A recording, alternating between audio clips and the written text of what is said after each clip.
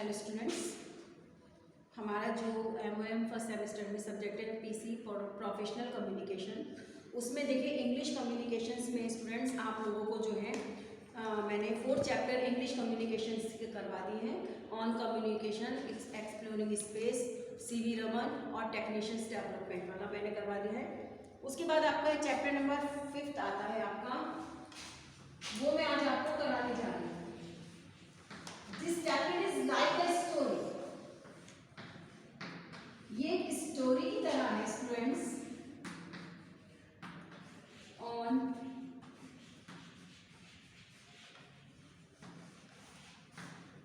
on buying a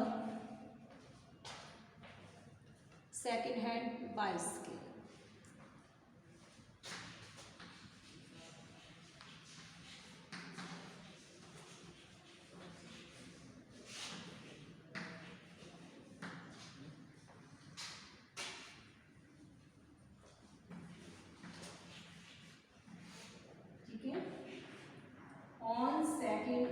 on buying a second hand bicycle. अब देखिए bicycle क्या होता है, मीन्स साइकिल। ठीक है, बाइसिकल साइकिल। ये स्टोरी एक छोटे से बच्चे के बारे में,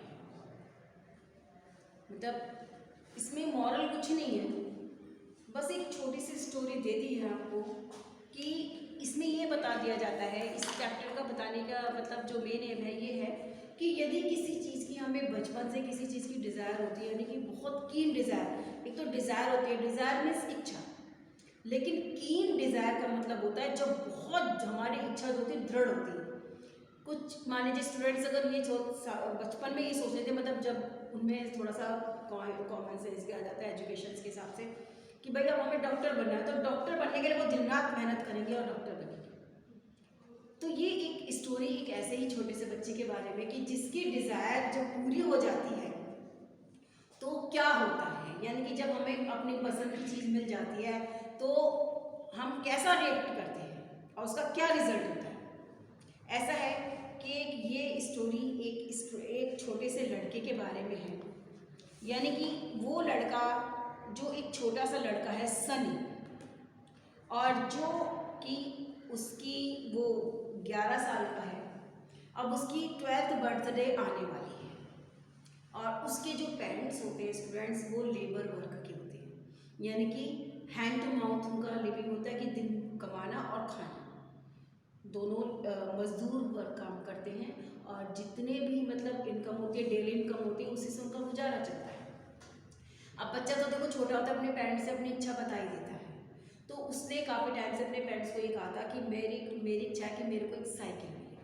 अब 11 साल का बच्चे के हिसाब से जितनी उसकी साइकिल का था कि भाई साइकिल उसको मिले, उसकी कीन डिज़ायर थी बचपन से ही, मतलब कि मेरे पास एक साइकिल। छोटा सा कस्बा था, वो वहाँ पर रहते थे। अब उसके पेरेंट्स को जब देखिए पता है बच्चों के लिए, अब आजकल के पेरेंट्स हैं स्टूडेंट्स, अब देखिए कितनी भी अर्निंग करते हैं लेकिन थोड़ा थोड़ा जो है अपने बच्चों के फ्यूचर के लिए सेव करके चलते हैं कि ताकि जो फ्यूचर में हमारे बच्चे बनना चाहे तो हम उनको बना सकें। और आज की और प्राचीन स्थिति बिल्कुल अलग है। आज जो हमारे बच्चों की इच्छा कहते हैं कि पूरी मुँह से निकलती नहीं, पूरी कर देते हैं, लेकिन ऐसा सबके साथ नहीं होता, कुछ ऐसे भी होते हैं कि जो पॉसिबल नहीं होता। अब उस इच्छा का उनको उसके पेरेंट्स को बचपन से ही पता था कि भाई हमारे बच्चे की जो इच्छा है वो एक साइकिल लेने की है, और जिस हिसाब से उनकी सिचुएशन थी तो उस हिसाब से कोई बड़ी चीज़ नहीं थी, लेकिन देखिए क्योंकि सिचुएशन सबकी अलग अलग होती है, तो उसके पेरेंट्स तो वैसे ही मजदूर वर्ग से रिलेटेड थे, काम करते थे, और जो दिन भर की उसको उनको मिलता था उसी से काम चलता था। फिर भी वो क्या करते थे, उसमें से एक एक रुपया जोड़ते थे, दोनों काफ़ी टाइम से जोड़ते चले आ रहे थे, और जब उन्होंने देखा कि सनी का 12वां बर्थडे आने वाला है तो उन्होंने क्या किया कि एक साइकिल का अरेंजमेंट किया। अब उनका छोटा सा कस्बा था, तो एक मिस्टर जॉनसन थे जो कि साइकिल का काम, मतलब उनका शॉप था जहाँ पर वो पुरानी और नई साइकिल्स खरीदा करते थे और बेचा करते थे। तो उसके पेरेंट्स ने जो है उनसे बात करके एक उसके लिए साइकिल खरीदी। अब जब उसका 12th बर्थडे आया, जब वो सुबह उठा तो उसके पेरेंट्स ने उसको आशीर्वाद वगैरह दिया, फिर उसके बाद उन्होंने बोला कि बेटा हमने तुम्हारे 12th बर्थडे के लिए एक साइकिल का अरेंजमेंट किया। तो वो लड़का बहुत खुश होता है क्योंकि उसकी काफ़ी टाइम से ये इच्छा थी कि मेरे पास एक साइकिल हो, और जब 12th बर्थडे पर उसको ये साइकिल मिल गई तो उसको तो समझो कि उसकी तो ख्वाहिश ही पूरी हो गई। अब वो उसने कहा कि वो कहाँ है, तो उन्होंने कहा कि देखो वो जॉनसन अंकल है, हमने उनकी शॉप पे तुम्हारे लिए साइकिल लेकर रखी है। तो वो जो कहता है कि ठीक है, और वो इतना सुनते ही सीधा भागा चला जाता है। कस्बा होता है, छोटी सी गलियाँ होती हैं, दौड़ता चला जाता है सर, और वहाँ पे जाता है जॉनसन अंकल के पास और कहता है कि सर अंकल, वो जो मेरे मम्मी पापा ने आपकी साइकिल जो खरीदी रखी है वो कहाँ पर है। तो वो जॉनसन अंकल कहते हैं कि पीछे बैकयार्ड है, जो पीछे बरामदा वगैरह जो कुछ होता है, तो वहाँ पर एक साइकिल खड़ी है दीवार के सहारे।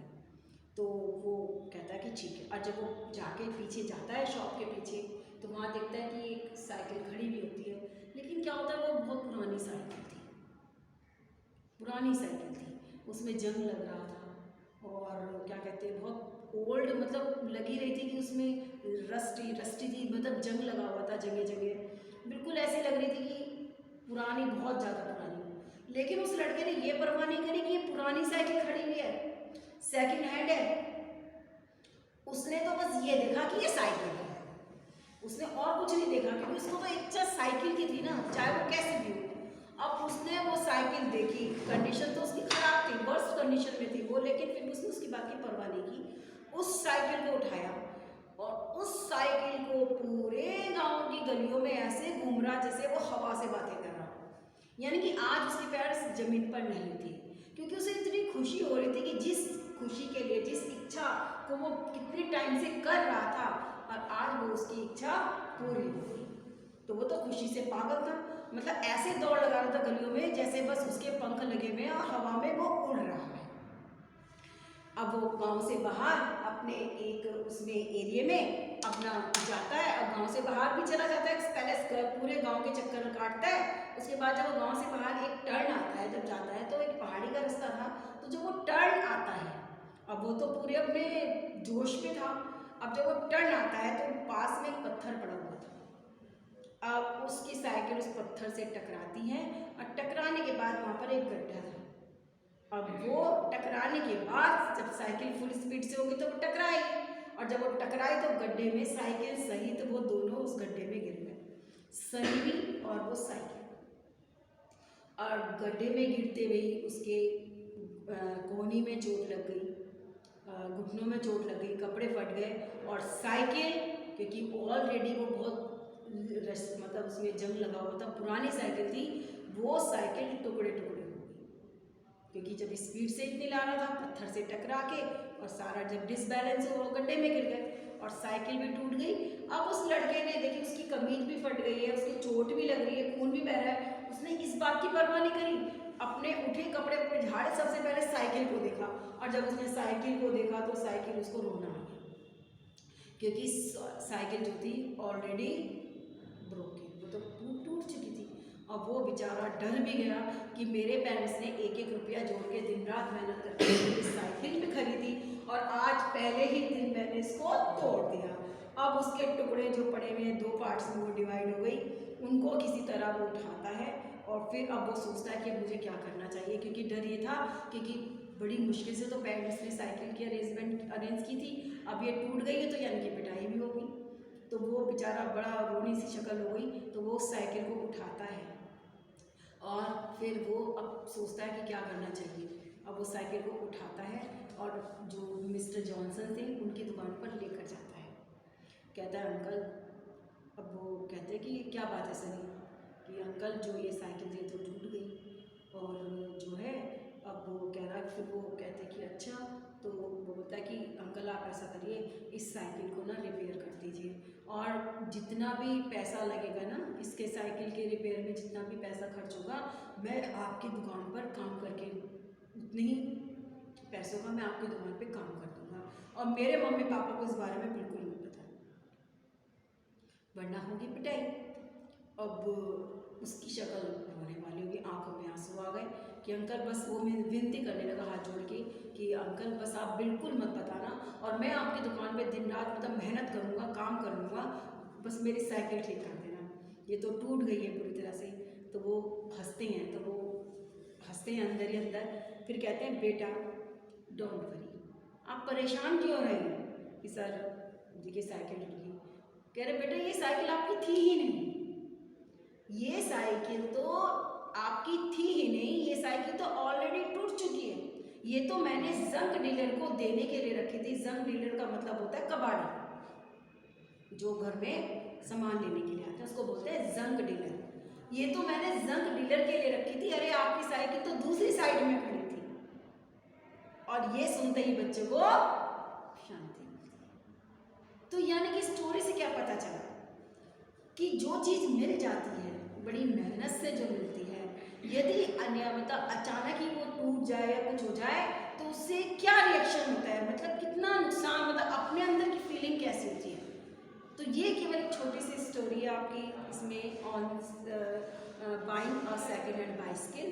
देखिए बच्चों इसमें क्या है, केवल क्वेश्चन 2 ही हैं, 2 या 3, उसमें से कभी कभी क्वेश्चन आ जाते हैं। ठीक है, तो आज मैं आपको वो क्वेश्चन आंसर बताने जा रही हूँ कि कौन से क्वेश्चन है जो इस मतलब आ जाते हैं, कौन सा क्वेश्चन आपके बोर्ड एग्जाम में आ चुका है वो भी मैं आपको बता देती हूँ कि इसमें से कोई क्वेश्चन आपका एग्जाम में लास्ट ईयर 19 में आया है या नहीं। यस, आपका इसमें है why was Sunny badly disturb after his accident, यानी कि सनी को कैसा फील हुआ जब उसका एक्सीडेंट हो गया। ठीक है ना, डिस्टर्ब कैसे हो गया, अब उसको डिस्टर्ब तो होना ही था, उसको तो ये टेंशन हो गई कि मेरी साइकिल टूट गई है, अब पेरेंट्स से डांट पड़ेगी, अब पेरेंट्स से डांट पड़ेगी, साइकिल टूट गई है, तो वो डिस्टर्ब हो गया कि वो साइकिल का कैसे घर जाए, कैसे पेरेंट्स को बताए। तो ये क्वेश्चन जो है आपका एग्जाम में आ चुका है, लेकिन आप इसको स्टोरी को पढ़ लीजिएगा। अब इसके क्वेश्चन मैं आपको बता रही हूँ, मार्क करने जा रही हूँ। देखिए वो सारे क्वेश्चन आ गए हैं। अब देखिए क्वेश्चन नंबर 9,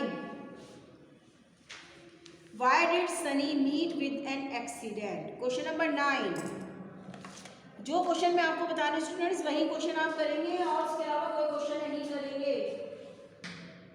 क्वेश्चन नंबर 9, 10, 9 कि एक्सीडेंट कैसे हुआ। Sunny meet with an accident because the cycle was very old and he was riding it very fast. He could not control its speed at a curve and therefore the cycle dashed against a stone। क्योंकि accident कैसे हुआ, क्योंकि cycle बहुत पुरानी थी और वो उसे बहुत तेजी से चला रहा था, वो उसकी स्पीड को कंट्रोल नहीं कर सका और एक पत्थर से टकरा के जो है साइकिल टूट गई। तो ये क्वेश्चन जो है हार्डली मतलब लास्ट ईयर आ चुका है, मतलब सनी का तो शायद इस बार जो है ना आए, क्योंकि ये क्वेश्चन ये इस चैप्टर में से क्वेश्चन ऐसा नहीं कि हर साल आ जाते हैं। इसमें से अगर पिछले साल क्वेश्चन आ गया तो लगभग 2 या 1-2 साल तक के क्वेश्चन नहीं आएंगे इस चैप्टर में से, लेकिन फिर भी मैं जो बता रही हूँ आपको करने हैं, क्योंकि कुछ भी नहीं कह सकते कि एग्जामिनर क्या की सोच क्या हो। Y did Sunny not get a new bicycle. Question number 10, ये भी इंपॉर्टेंट है, क्वेश्चन नंबर 9 भी इंपॉर्टेंट है और आपका 10 भी इंपॉर्टेंट है, दोनों ही इंपॉर्टेंट है, किसी में से भी आ जाएगा। और आगे बताएंगे कि सनी नई साइकिल क्यों नहीं खरीद सका था। देखिए the parents of Sunny were too poor to buy a new bicycle for their son, क्योंकि पेरेंट्स जो थे उसके बहुत गरीब थे और जो एक साइकिल उसके लिए नहीं खरीद सके। They could arrange only a second hand bicycle by saving up the money week by week on his 12th birthday. उन्होंने जो है सप्ताह सप्ताह जो है पैसे जोड़े उसकी 12वीं वर्षगांठ के लिए साइकिल खरीदने के लिए। However, Sunny was not worried to own a second hand bicycle, जबकि सनी को इसकी कोई चिंता नहीं थी कि उसकी जो है सेकेंड हैंड बाइसिकल है, because his long cherished desire was fulfilled, क्योंकि उसकी जो पुरानी जो बहुत इच्छा थी वो पूरी हो गई थी। Now he could ride on his cycle and did not matter to him if it was a second hand one, और वो उसको चला रहा था, उसकी इस बात की परवाह नहीं की ये सेकेंड हैंड साइकिल है ना। तो ये भी देखिए बच्चे की मतलब मेंटल कंडीशंस क्या है, उसकी साइकोलॉजी देखिए बच्चे की कि कितना समझदार बच्चा है उस इसमें भी वो। तो ये 2 क्वेश्चंस हैं आपके, ये जो 2 क्वेश्चंस हैं इसमें आप इनको कर लीजिएगा 9 और 10। एक क्वेश्चन दूसरी बुक में से लिखवा देंगे कि उसकी चोट जो लग जाती है कि चोट लगने के बाद भी सनी जो है अपनी साइकिल की परवाह मतलब अपनी परवाह नहीं करता, बल्कि वो साइकिल की परवाह करता है। तो ये चीज़ मैंने आपको, ये चैप्टर बड़ा इंटरेस्टिंग चैप्टर था आपका students. Chapter number 5 on buying a second hand bicycle, एक स्टोरी है जो मैंने आपको सुनाई है। इसी तरह एक स्टोरी और है आपके चैप्टर में, 2 स्टोरीज हैं आपकी स्टूडेंट्स। तो आप जो है इनके जो मैंने क्वेश्चन आंसर मार्क कराए हैं वो, एक क्वेश्चन है जो आपकी बुक में नहीं है कि चोट लगने के बाद भी उसने अपनी चोटों की परवाह क्यों नहीं की, है ना। तो वो क्वेश्चन आपकी बुक में नहीं है, वो क्वेश्चन मैं आपको राइट करवाऊंगी, ठीक है। तो आज ही आपका जो है आपका चैप्टर नंबर 5 मैंने कंप्लीट कर दिया है। और लिसन स्टूडेंट्स, मैंने आपको पहले भी बताया था कि M1 फर्स्ट सेमेस्टर आपका टेस्ट होगा ऑनलाइन टेस्ट, क्योंकि आप लोगों को मैंने प्रीवियस वीडियो में बताया था कि मैं आपका टेस्ट दूंगी इंग्लिश के। हमने 4th चैप्टर के 5th चैप्टर आपको कराया, तो 5th नहीं लेकिन आपका जो ऑनलाइन टेस्ट होगा स्टूडेंट्स, मैं आपको लिख देती हूँ और डे भी बता दूंगी, टाइम बता दूंगी, आपको मैसेज आ जाएगा आपके ग्रुप पे। और आप जो है उन क्वेश्चन, केवल आपके क्वेश्चन आंसर का होगा इंग्लिश कम्युनिकेशंस, हिंदी के नहीं होंगे, हिंदी का कोई टेस्ट नहीं होगा, वो बाद में लेंगे। लेकिन आपका जो फर्स्ट ऑनलाइन टेस्ट होगा इंग्लिश कम्युनिकेशन में से चैप्टर नंबर आपका 1 to 4, चैप्टर नंबर 1 to 4 आपका ये first online test classes test, और डेट वगैरह हम आपके मैसेज में बता देंगे केवल आपका, और इसमें इंग्लिश कम्युनिकेशंस का केवल,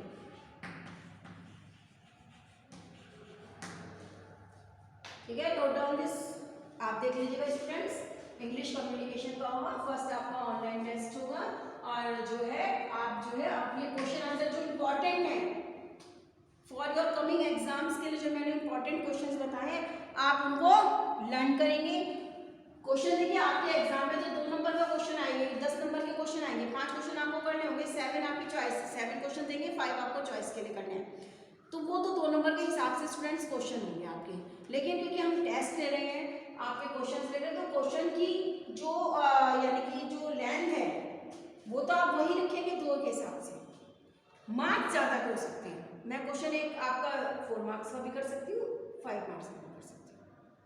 तो मार्क्स की पर डिपेंड नहीं करेगा, बल्कि आपके राइटिंग लेवल पर डिपेंड करेगा। क्वेश्चन को आप 2 नंबर के हिसाब से ही सोच के राइट करेंगे, अननेसेसरी नहीं करेंगे। और जो भी देखिए ऑनलाइन टेस्ट हो रहे हैं स्टूडेंट्स, आपके ग्रुप पे मैसेज भी आ जाएगा, टाइम में आ जाएगा, क्वेश्चन पेपर आपके में आ जाएगा, और आपको आंसर जो है वो आप अपनी रजिस्टर के पेजेस पे करेंगे और उसको PDF फॉर्म में कन्वर्ट करके हमारा जो हम आपको ईमेल आईडी भी देंगे, साथ में ईमेल आईडी पर सेंड कर देंगे। ग्रुप पे सेंड नहीं करना है स्टूडेंट्स, आपको ईमेल आईडी पे PDF फॉर्म में आपको वो कन्वर्ट करके हमारी ईमेल आईडी पर सेंड कर देना है। जब आपको मैसेज मिलेगा तो नीचे ईमेल आईडी भी होगी और तब आप उस पर सेंड कर देंगे। आज आपको शाम तक मैसेज डल जाएगा, आपको मिल जाएगा कि कब आपका टेस्ट होगा, क्योंकि अभी आप ही बचे हैं, बाकी सबका हो गया है। तो ये था आज हमने थ्योरी का करवाया आज बच्चों। अब उसके बाद स्टूडेंट्स ग्रामर की भी आपको मिल ही रही है, हमारी ग्रामर की जितनी भी जो वीडियोस हैं वो आपको मिल ही रही है कि हम ग्रामर में, अब आपके देखिए स्टार्टिंग में 6 चैप्टर हैं वो केवल वाइवा के हैं, जितने भी ग्रामर के और इससे कम्युनिकेशन से रिलेटेड जो आपको वीडियोस आपने ली हैं। तो चैप्टर के अलावा जो आपको टाइप्स ऑफ कम्युनिकेशन है, लेवल्स ऑफ कम्युनिकेशन है, वो केवल आपको लर्न करने हैं, उनको लिख लीजिएगा, आप उनको केवल लर्न कर लीजिएगा, वो केवल आपके वाइवा के लिए है, प्रैक्टिकल के लिए। आपका उसमें रिटन से कोई क्वेश्चन नहीं आता, बस एक ही आ जाता है डिफाइन द कम्युनिकेशन, कम्युनिकेशन की डेफिनेशन लिखने के लिए आ जाती है, बाकी और कुछ नहीं आता उन चैप्टर्स में से। ना तो प्रोसेस आते हैं, ना टाइप्स आती है, कुछ नहीं आता, केवल आपको वो क्वेश्चन के हिसाब से लर्न करने। एक हम वीडियो में उनको भी आपको एक्सप्लेन कर देंगे आपके बुक्स से। अब बच्चों ग्रामर में आपका देखिए डायरेक्ट इनडायरेक्ट है, पूरा ग्रामर का फॉर्मेट मैंने आपको बता रखी। पहले आपके 10 मार्क्स के क्वेश्चन आएंगे, उसके बाद 2 लेटर्स होंगे 4 मार्क्स मतलब 5 मार्क्स के। उसके बाद आपका ग्रामर का पोर्शन होगा, ग्रामर के पोर्शन के बाद वर्ब से रिलेटेड सेंटेंस होंगे, फिर आपके इडियम, फ्रेज, आर्टिकल, प्रपोजिशन का एक पोर्शन होगा। उसके बाद आपका one word substitution, antonym, synonyms, और ये इडियम फ्रेज, ये सारी चीज़ होंगी। फुल वर्ब्स होंगी, फुल फॉर्म होंगी आपकी, जैसे वीआईपी, वेरी इंपॉर्टेंट पर्सन, इस तरह से। उसके बाद में आपका जो है फिर आपके लिए जो है होमोफोन्स हैं आपके में, फिर एक एस्से है आपके में, और फिर इसके बाद में हिंदी कम्युनिकेशन।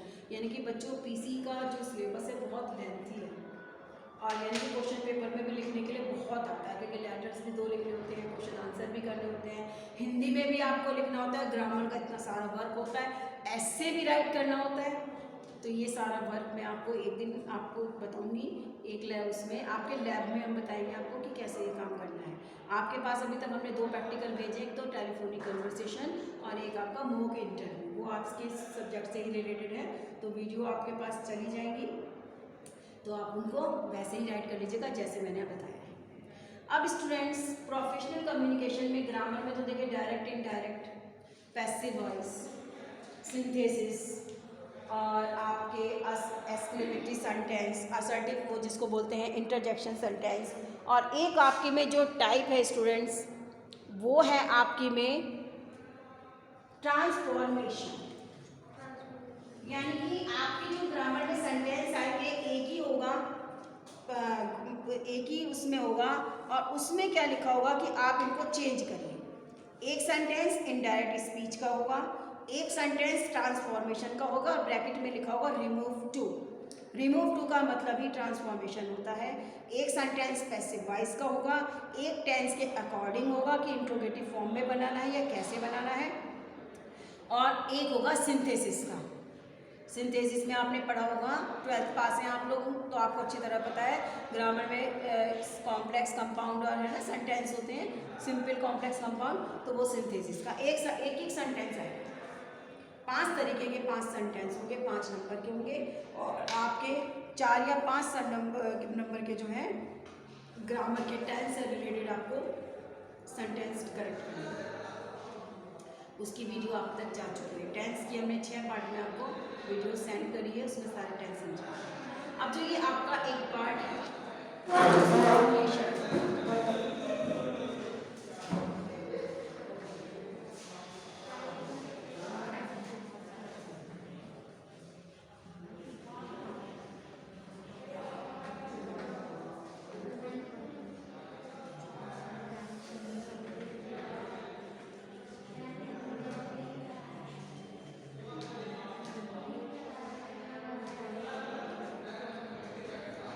अब इधर ध्यान दें स्टूडेंट्स, ट्रांसफॉर्मेशन और लिखा हुआ अंडर ब्रैकेट रिमूव टू,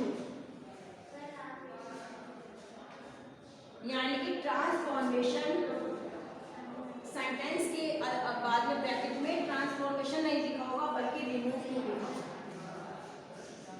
ये रिमूव टू जो का प्रोसेस है इसको ट्रांसफॉर्मेशन बोलते हैं।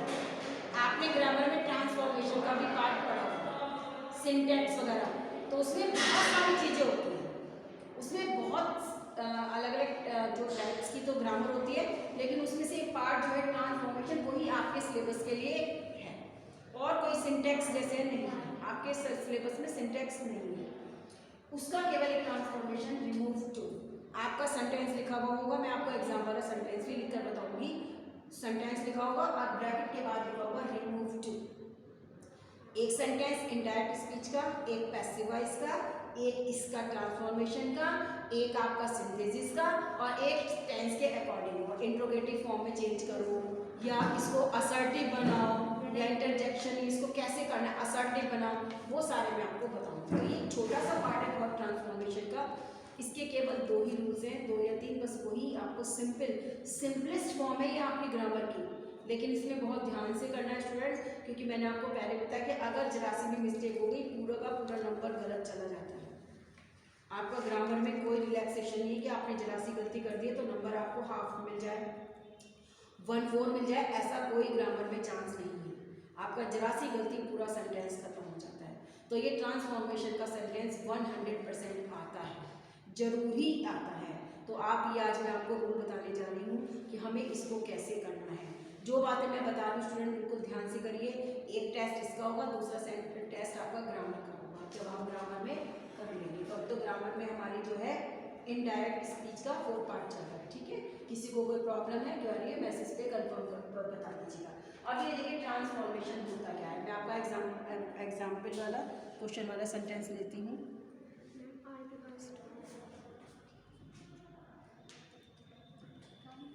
अब देखिए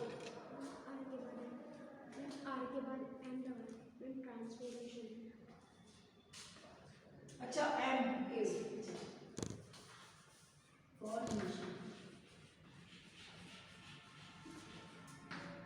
ट्रांसफॉर्मेशन, ठीक है। अब देखो स्टूडेंट्स होता क्या है, पहले आप सेंटेंस को ध्यान से देखिए, जो मैं एग्जाम्पल लिखवा रही हूँ उसको ध्यान से देखिए।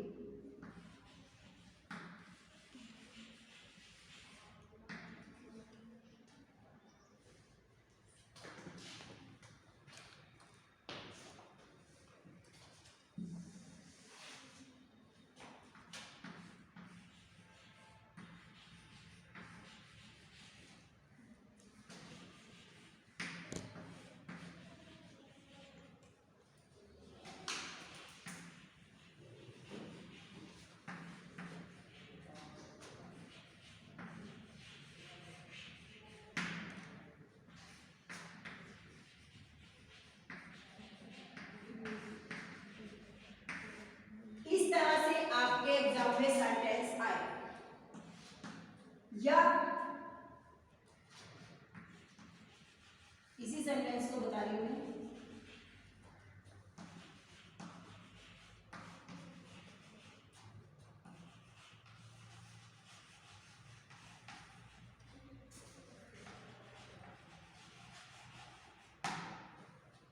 इन दो तरीके से टाइप से आपका सेंटेंस आएगा एग्जाम में। The man is too weak to walk, the man was too weak to walk. यानी कि सबसे पहली वाली देखने की चीज है कि ये प्रेजेंट का है और ये है पास्ट। अब ब्रैकेट में लिखा हुआ आएगा सेम रिमूव टू, यानी कि ये लेकिन ये टू। इस रिमूव टू का मतलब ये नहीं है कि हम इसी टू को हटाना है, बल्कि हमें इसी टू को हटाकर इस टू को भी हटाना है, ताकि इस सेंटेंस को हमें ट्रांसफर करना है। इसका मीनिंग क्लियर निकल जाए। कैसे? The man is too weak to walk, sentence लिखा हुआ है। यदि मैं इसको हिंदी में ट्रांसलेट करूं तो ये होगा कि आदमी इतना कमजोर है कि वो चल नहीं सकता। ये इसकी ट्रांसफॉर्मेशन है, यही ट्रांसफॉर्मेशन हमें राइट करनी है।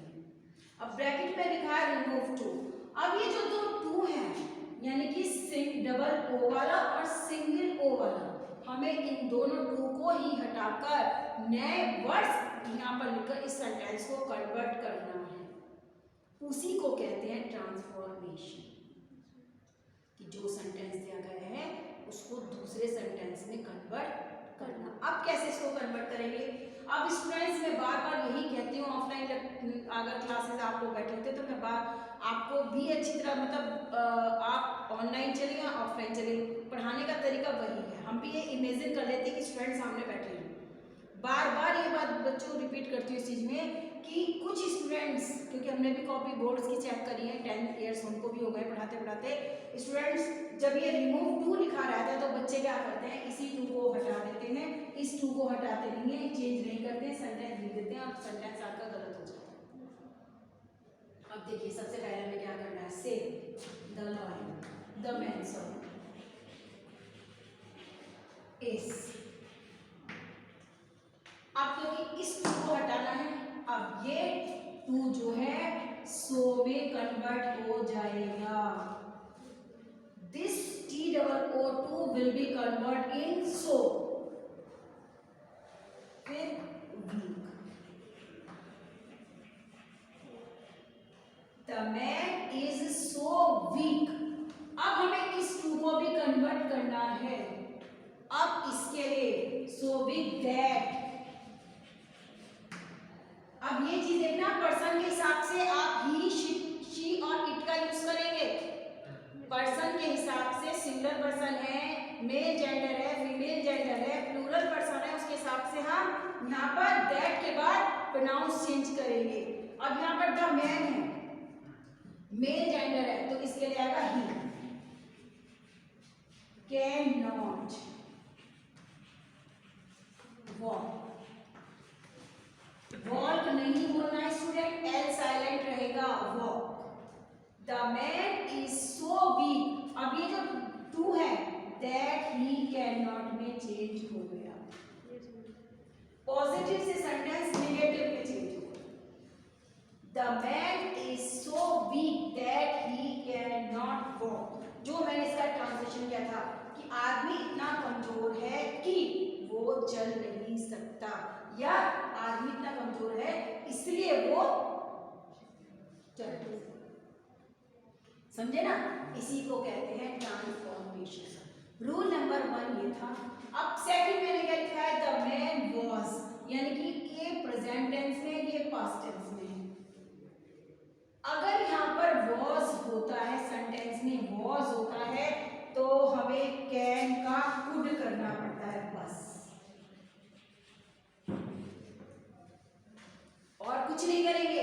हम कैन को कुड में कन्वर्ट कर देंगे यदि वॉज हो, पास्ट टेंस में सेंटेंस हो।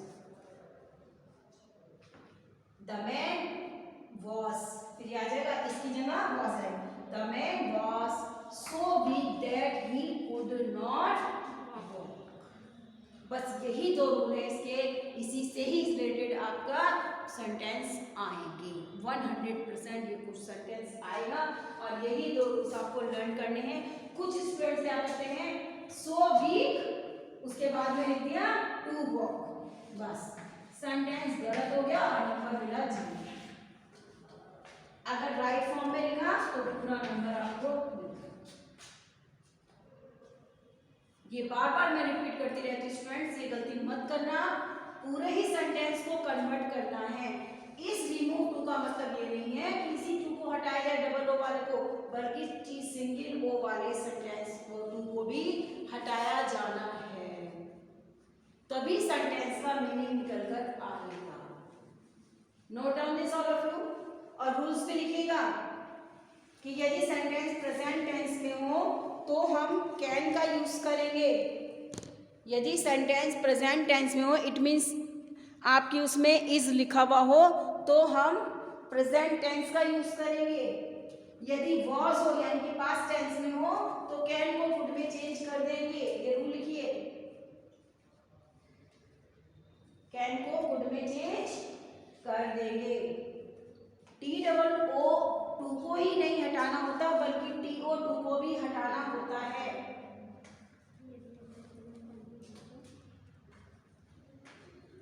Note down this.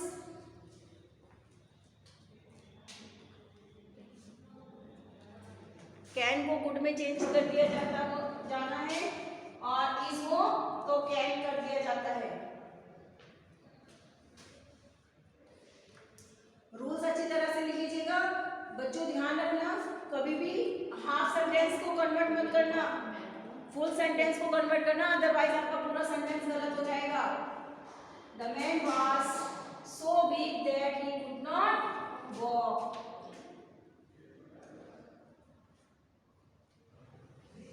आप इससे रिलेटेड सम एग्जांपल्स लिखिए।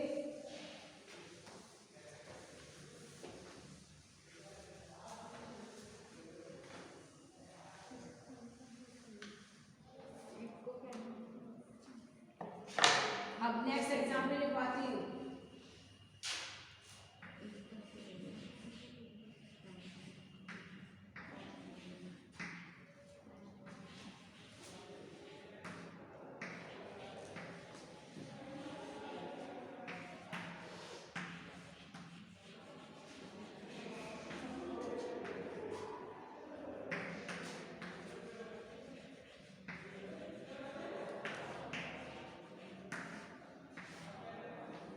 ये सेंटेंस भी इंपॉर्टेंट है, हमेशा कभी कभी आपको मतलब रेयरली आ जाता है, आता ही रहता है। The lion is too big to jump, the lion is so big that, lion को भी मेल काउंट होता है, he can not jump. The lion was, अगर वॉज है, the lion was so big that he could not jump. में आप इसको convert करेंगे। अब है जैसे अब ये निशिका तो अगर किसी गर्ल्स के बारे में होता ओल्ड वुमेन हो तो शी आ जाएगा। अब जैसे अब नॉन लिविंग थिंग के लिए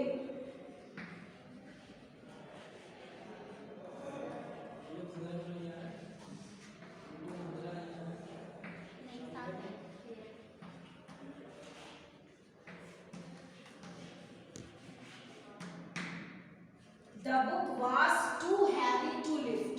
ठीक है, किताब इतनी भारी कि इसको उठा नहीं सकते। अब इसको चेंज करके was है, The book was so heavy that, अब देखिए बुक है नॉन लिविंग थिंग है, इसके लिए इट आ जाए। it could not lift।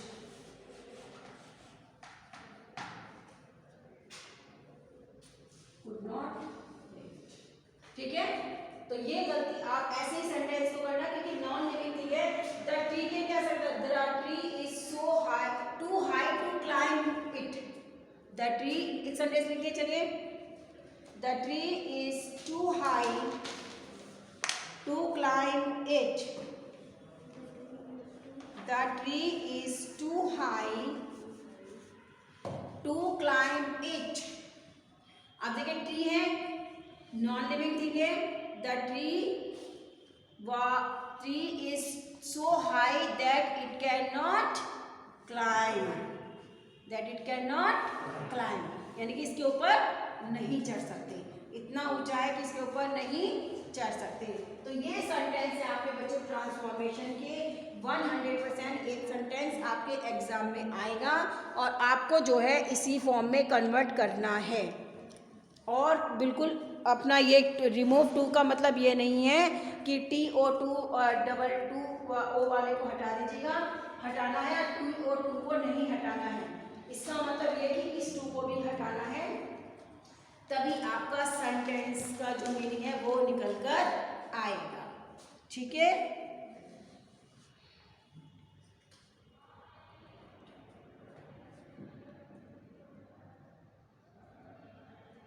अब आपके जो लास्ट ईयर एग्जाम में सेंटेंस आया है, it is too hot to go out. It is too hot, note down this sentence, आपके लास्ट ईयर 19 में आ चुका है। It is too hot to go out, अब ब्रैकेट में लिखा हुआ रिमूव टू। अब देखिए it is so hot that it can not go out.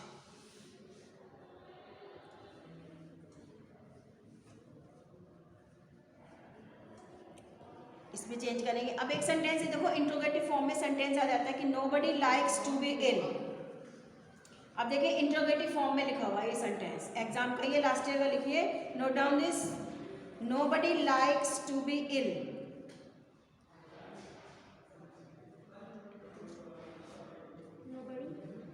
Likes to be ill, nobody likes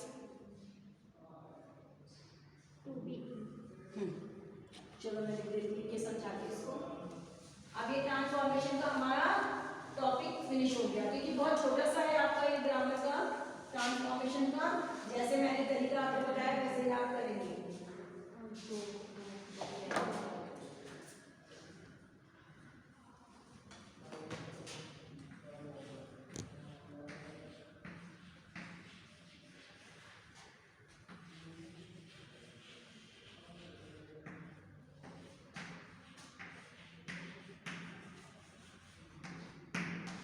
bracket में लिखा है interrogative.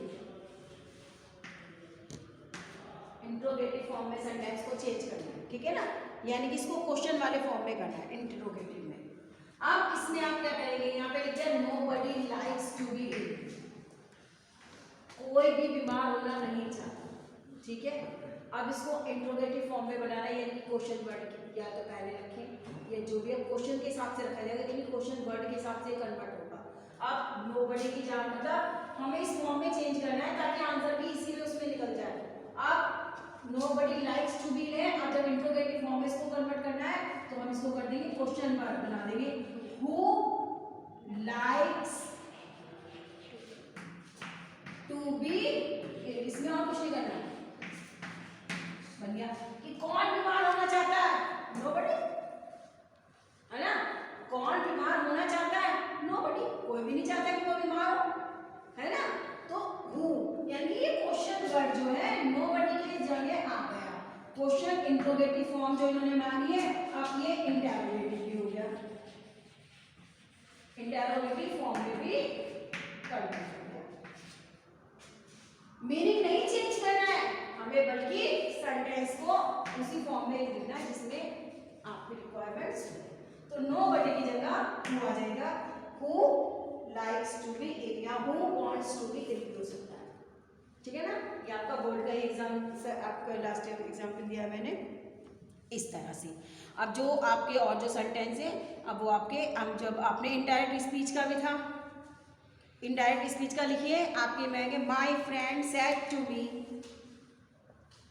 My friend said to me, comma, double inverted commas start, when will you come, when will you come to my house, अंदर लिखा होगा indirect speech. जैसे कि आपको मैंने इस इनडायरेक्ट स्पीच में पहले भी बता चुकी हूँ कि इनडायरेक्ट स्पीच ही लिखा हुआ आएगा, कौन सी टाइप्स होगी इसके बारे में कुछ नहीं होगा स्टूडेंट्स, कौन सी टाइप होगी इसके बारे में कुछ भी नहीं लिखा होगा, केवल इनडायरेक्ट स्पीच लिखा हुआ होगा। अब इसने आपने पहचान कैसे करी, क्योंकि क्वेश्चन वर्ड है, वैन है, वैन का मतलब ये इंटेरोगेटिव फॉर्म का सेंटेंस है। दो तरीके, चार तरीके की बताई थी, simple, interrogative, imperative and exclamatory. Exclamatory हमारा टॉपिक चल रहा है। अब इंटेरोगेटिव क्योंकि क्वेश्चन वर्ड पहले लिखा हुआ है और हेल्पिंग वर्ड पहले होती है, दो तरीके से इंटेरोगेटिव सेंटेंस बनती हैं। अब इसमें हु दे वैन दे रखा है, तो वैन इट मीन्स ये इंटेरोगेटिव की क्वेश्चन वर्ड वाली फॉर्म है। अब इसको चेंज कैसे करेंगे, क्योंकि इंटेरोगेटिव सेंटेंस है तो इसमें पूछा जाना है, तो आ जाएगा माई फ्रेंड आस्क्ड मी, मैंने कहा था टू हटा देते हैं, माई फ्रेंड आस्क्ड मी। अब इसको जोड़ने के लिए कंजंक्शन का यूज वैन ही करेंगे, वैन, अब ये देखिए, when will you come to my house. अब इसमें थोड़ा सा सेंटेंस को चेंज कर देंगे, विल का वुड तो हो जाएगा लेकिन फॉर्मेट चेंज होगा, when he would come to his house, when he would, क्योंकि यू को हम किसके, मी के हिसाब से, जैसे ही आस्क्ड मी, अब मी के हिसाब से चेंज करेंगे तो आई आना चाहिए, क्योंकि मी है, उसने मेरे से पूछा, तो व्हेन आई वुड, आई और वी के साथ शैल आर का यूज करते हैं। बच्चों ये भी ध्यान देखने वाली बात होती है, क्योंकि मैंने टेंस में आपको बताया था कि फ्यूचर, उसमें आपको इसमें कि फ्यूचर टेंस का जो फॉर्मेट होता है आई और वी के साथ शैल का, और बाकी सबके साथ में विल का यूज करते हैं। अब यहाँ पे यू के हिसाब से इन्होंने विल दे रखा है, हम इसमें मैंने कहा था अगर हम विल भी कर देंगे शैल भी कर दें तो भी गलत नहीं होगा सेंटेंस, लेकिन मी के हिसाब से तो when I should come to his house भी कर सकते हैं, when I would come to his house ये भी कर सकते हैं, क्योंकि मी के हिसाब से चेंज करना है ना, तो ये आप हम राइट कर देंगे। The my friend asked me when I should या when I would come to his house. अच्छा, कम का गो कर देते हैं, ये भी आपका ध्यान नहीं, कम का गो हो जाता है इनडायरेक्ट स्पीच में, जिस तरह से और सेंटेंस होते हैं कम का गो होता है, कम को कम नहीं करना होता है, तो क्या हो जाएगा, गो हो जाएगा, when I should go to his house. अब ये बैठा पूरा सेंटेंस, क्योंकि कम का मतलब उसके घर कब आऊँगा नहीं बल्कि जाऊँगा, तो ये है आपका राइट फॉर्म में, क्योंकि ऑफलाइन होती तो मैं आपसे पूछती, मैंने आपको सेंटेंस उसी तरह से कन्वर्ट करवाया। अब कोई स्टूडेंट्स बताते कि कम का गो हो जाता है, इसलिए मैं इसको दोबारा चेंज कर रही हूँ बेटा कि कम का गो हो जाता है, जिस तरह से दिस को दैट में चेंज करते हैं इसी तरह से कम का गो हो जाएगा। तो अब ये जो राइट सेंटेंस है आपका ये बनेगा, my friend asked me when I should go to his house, when I should go to his house. This is the right sentence. This is the right format. ठीक है, तो आज यहाँ तक ही. नेक्स्ट वीडियो में next topic. Till then stay home, stay safe.